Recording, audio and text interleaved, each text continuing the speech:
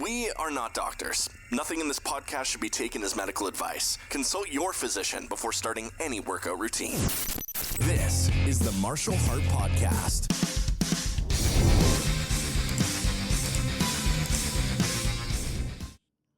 Hi, how are you? That is still an abrupt transition there. Anyway, thank you for joining me back here at the Martial Heart Podcast. Today, I'm going to celebrate. Yesterday, I completed my final session of cardiac rehab. I'm done. I'm a graduate. I have a certificate and everything that says I graduated. And so now I have to be 100% responsible for keeping myself in shape and keeping my cardiovascular health where it is now or improving. So it was interesting to look at the metrics that they use, and I had them print off a bunch of stuff, and maybe we'll talk about it on another episode because I left it all downstairs. I forgot to bring it up here so I could talk about it. But the difference between when I showed up there, post-heart attack, still recovering, damaged heart, 5 blockages that were addressed, and basically being sedentary for a 5-week period as I recovered, and however many months before that, based on when I got there and comparing it to when I left yesterday, according to their metrics, it was a 97% improvement, which they said was phenomenal. And they can't really describe it because typically if they can get a 10 or 15% improvement out of people, they're happy. And mine was 97. So they think it's because I came in at what they call a high level, a high degree of activity. So my normal activities were, quite a bit more than a typical person of my age that would be having a heart attack because of my physical labor at work. I'm constantly moving around, climbing things, walking, carrying stuff, and my own workout routine prior to the heart attack. So they said that I came in at a high level, so they weren't even looking for that much of an improvement in my case, because I really should have just been recovering from the heart attack and then kind of getting back to normal. And I still had this massive improvement. And I think it was really because I used to not actually do cardio. We've had this conversation that I hate cardio. I still don't love cardio, but I'm going to do cardio from now on until I die, or I'll die. So anyway, yeah, I'm used to it now, and I went from, man, I'm going to die if I go another, another quarter of a mile on this treadmill to, hey, I'm on the tough elliptical and I'm going to ride this thing for 30 minutes and I'm going to do it harder and faster than they're asking me to on their little system, and kind of pushing myself. And anyway, they were very happy with my progress, and they apparently have nothing but high hopes for me, and they don't see any reason why they should think that I'm going to go back and stop doing it or stop caring about my health. So it was all big thumbs up and, smiley faces and dancing bears. They have an animatronic bear that they play for people when they graduate from the thing. But I had a good time. I was kind of sad that it was over, really. You can go back. You can keep going if you want. It's just the insurance doesn't cover it anymore. And but they have like a really modest fee that you can pay monthly, and you can still go there and still work out on their machines and hang out with their people. And there are people who do that. There's a couple of people who are in there every day that I've been there, and they're not there part of any program. They just show up and they get on the machines and they work it. And they seem to be people who are possibly like amateur athlete type people. One guy gets on the ellipticals and the treadmills, and he's not recovering from a heart attack, at least not anymore. He looks like he's training to run a marathon or something. So that's pretty impressive. And he's there every time I'm there. So I'm assuming he's there several days a week in the evenings doing that. And there's a girl who comes in who's probably only in her 30s, but she's apparently recovering from something. And she's in there, but she's not involved with any of the programs, because each one of the programs have, their therapists there who are dealing with the people and monitoring stuff and getting people set up. And, there's 2 or 3 of these people who just come in and get on the machines and do their thing. And then, but they're also there longer. Like ours is 30 minutes of cardio. Of course, you have all your pre and post stuff. So you wind up being there for about an hour. But they're there when I get there, and they're still there when I leave. So these are people who are recovering from something, but they're also very serious about what they're doing. And they're not in the program anymore, so I'm assuming they're just paying this monthly fee, and they come in and use the equipment. So I was given that opportunity. You can do that as well, but I don't think I need to do that. If I start to feel like I'm falling off and I need someone to push me or something like that, I may do that.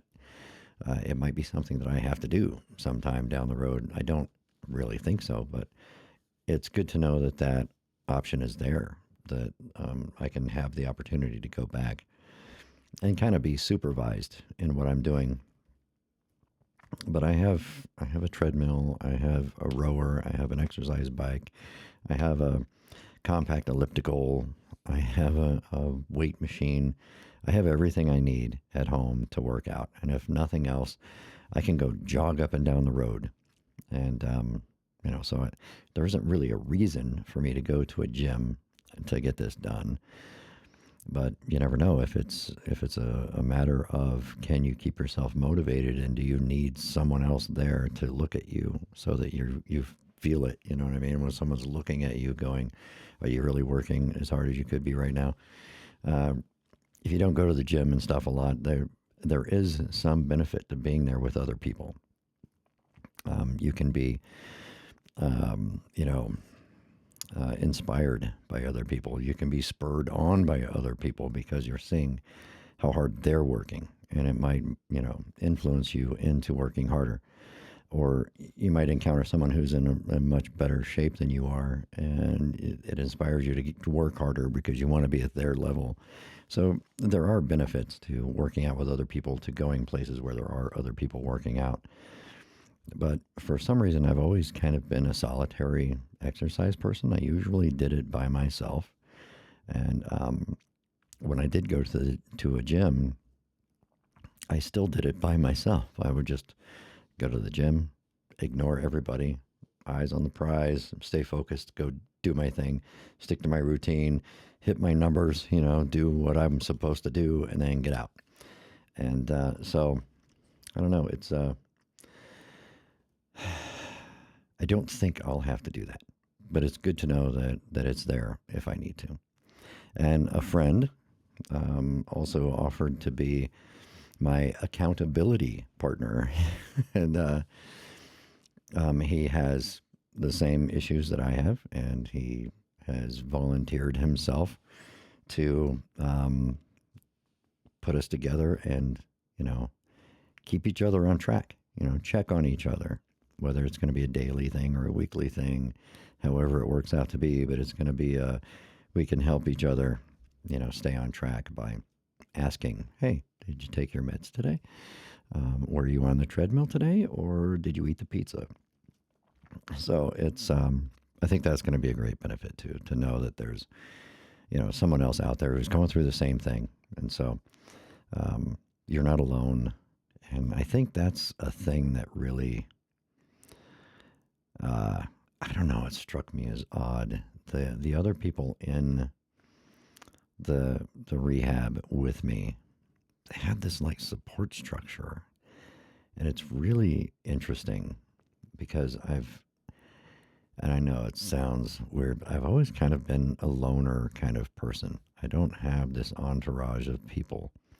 I was talking with a coworker today, and he's constantly doing things with other people, not just family members, but friends that he has in these large groups of people. And he's quite a bit younger than me, but still, even when I was his age, I wasn't like that. I wasn't this social person who had this large group of friends who would hang out and, hey, we're having card games and things like that. And so when I really sat down and thought about it, I was like, I'm on my own. I have to make sure I keep myself motivated and keep myself on track because, yeah, I have family. And I'm sure they care about me. And, but they can't make me do anything. It's like if I decide I'm not going to get on the treadmill today, what are they going to do? Nothing other than say, you should have been on the treadmill today. But if somebody I know, if a friend who I know was dealing with the same thing got off their ass and got on the treadmill today, I should probably do that too, And so it's a little bit different having someone who's there and dealing with the same issues, motivating you and saying, hey, you should have been on the treadmill today. And why weren't you on the treadmill today? Because my wife can ask that, my parents can ask that, my kids can ask that. But I don't know. It just feels different when someone who's doing it too, then it's kind of they did it, so now I've got to do it. It's kind of a peer pressure type thing, I guess, is the simplest way to put it, even though it's not really a negative peer pressure. It's a positive peer pressure, to keep each other motivated. And I thought that was great. And I'm deeply appreciative that he volunteered to do that. And I'm all for it.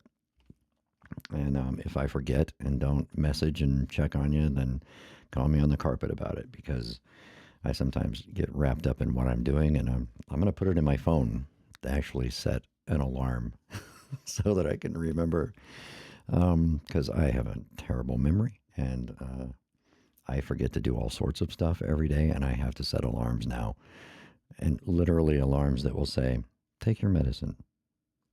And it doesn't have to tell me what medicine. All I know is I look at it and go, crap, I forgot to take my medicine. And the alarm's going. I don't know, maybe I'm at that stage in my life. But it was interesting today because I went to a place that I've been going to for 20 years. And they have these systems there. And we have a fairly new employee. He's actually been there for almost 2 years, but he's never been to this place before, and he went there with me. And I put this system in, and I've been the chief person to go there and work on it ever since. And I couldn't remember where things were, and it was very troubling to me because I was confused. I was standing in the hallway looking around going, why can't I remember where this room is? I've been in it hundreds of times over the years, and I just couldn't remember where things were. And I don't know if that's a product of just getting older, but I was there less than a year ago. And so I don't know. It was just strange. And I don't know if it's just a product of getting older or there was something as a result of what I've been going through with the heart attack and the recovery and the medication changes and all these other things that have messed me up pretty severely for the last few months. I don't know if it has something to do with that. But it felt weird, and it was a little funny, for him to say, well, you can't remember where everything is. And I'm like, I'm the one who put it in there. I'm supposed to know where that room is. But, I can blame it on getting old, I guess. But it's going to be interesting to keep myself on track and to have someone help me keep myself on track. And I know that there are family members who will be angry if I don't stay on track, because none of them want to go to my premature funeral, including me. I don't want to go to my premature funeral either. So we're going to do everything we can to make sure that it stays that way. I'm not too worried about it, since I enjoy working out anyway. But like I've talked about before, working out the right way is what may be the problem, because working out the way the cardiology people want me to work out is not the same way I want to work out. I want to lift the heavy things, and I want to, flex the muscles in the mirror, and I want to have the abs, and they only care about my heart and my heart rate, my blood pressure. That's it. They're like, we don't care what you look like. As long as your heart rate and your blood pressure are where it's supposed to be, we're fine. Thumbs up. But not quite. It won't make me happy. Not entirely. I have to do the other things too. But that's where I am. And so I'm kind of happy that it's over. I'm a little sad that it's over, because it was a good experience, I think. And you don't have to go. So if you ever have the situation where you've had heart problems, or you've had to have a stent put in, or you had a heart attack or anything like that, and they give you the opportunity to go to cardiac rehab, go. You should always go. It might make some very positive changes in your life, other than just helping you recover from what happened. It might, give you the tools that you need to have permanent change, so that you can, stay healthy for the rest of your life. And maybe they caught everything early enough that you can make the lifestyle changes and just live a long and happy life, and it doesn't affect you ever again. So that's what we all hope for. And a lot of the people who have been in cardiac rehab with me, that's what happened. The issues were caught before they had a heart attack, before they had heart failure, before they had all of these potential issues. There's only really been one other person, and they had to have open heart surgery, and they were in the cardiac rehab. They came in a little bit after me, so they're still there. They probably still have another 8 weeks to go or so. But so everybody else, it seems like it was caught early enough that it can be corrected, and they can get you in there and say, we're going to change your lifestyle, change your diet, change your exercise routine. We're going to get you to lose weight. And because that was one of the commonalities among most of them, was being overweight. I'm having a sedentary lifestyle. Most of them admitted, like, I don't get up and move around much at all. My job is sitting at a desk. I go home, I sit in front of the TV or whatever.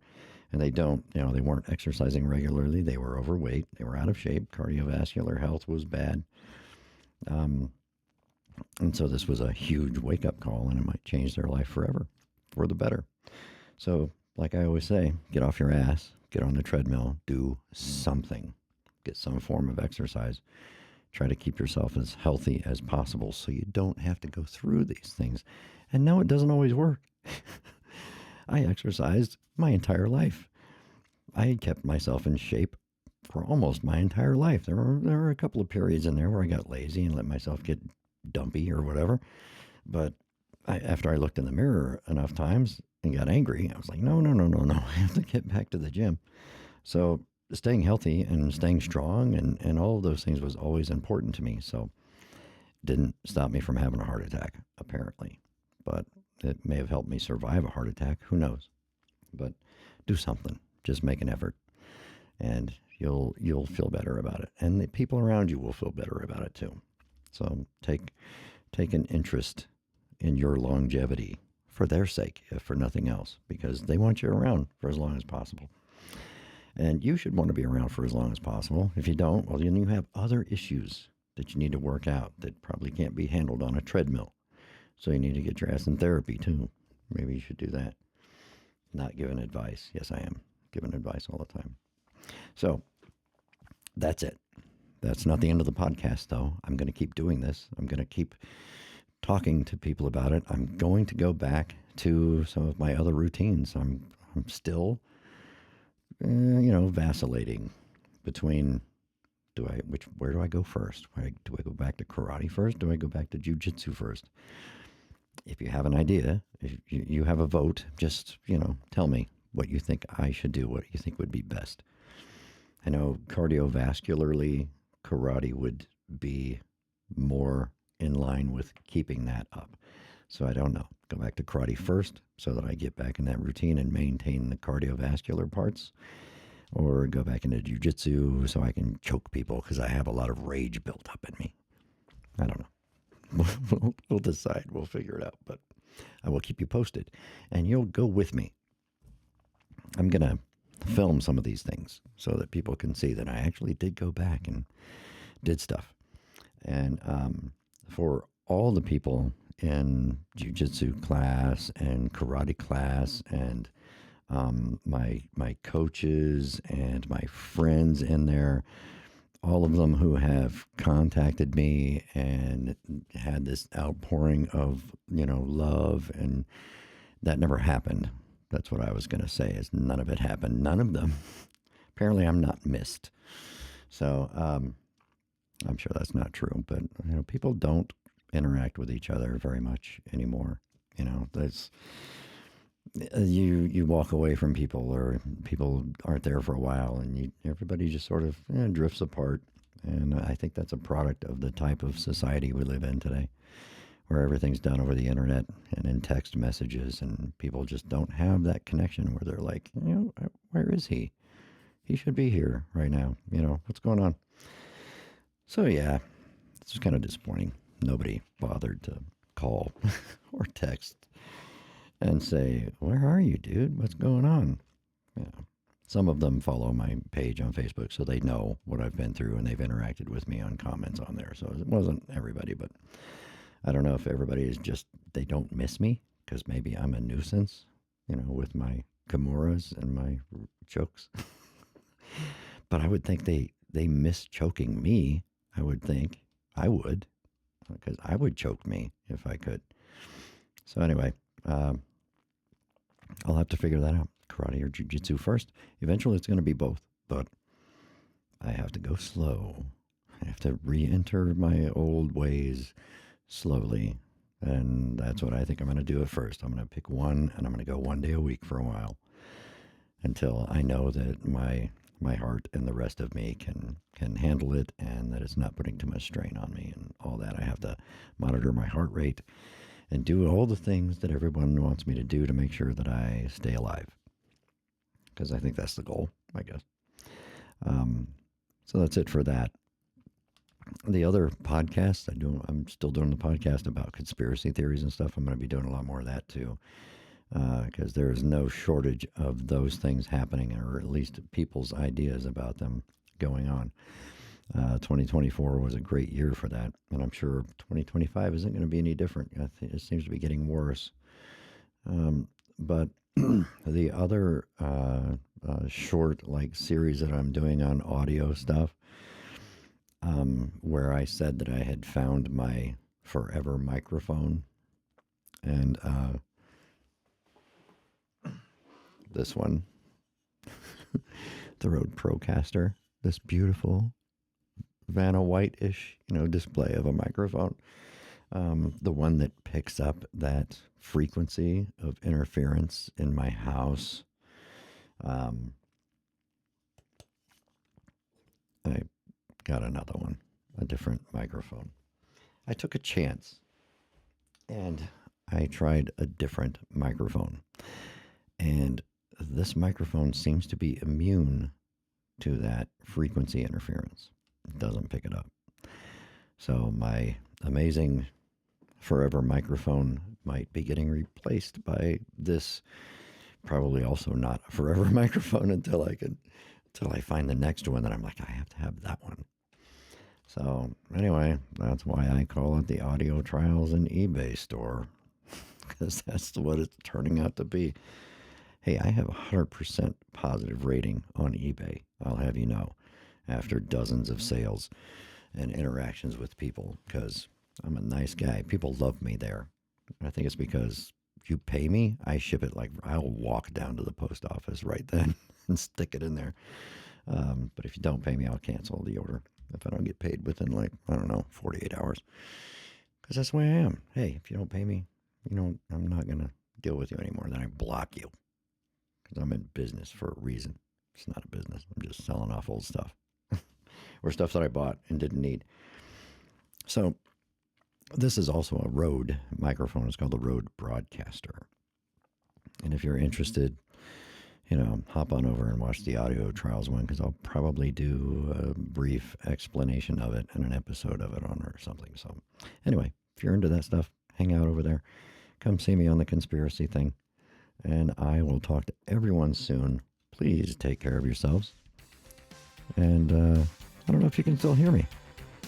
I don't know where my thing went. Hey, there it is. Could you see me still hear me? Okay. Anyway, have a great weekend. Be safe. Get off your ass. Get off the couch. Get on a treadmill or something. And protect your heart. Catch you next time. Goodbye.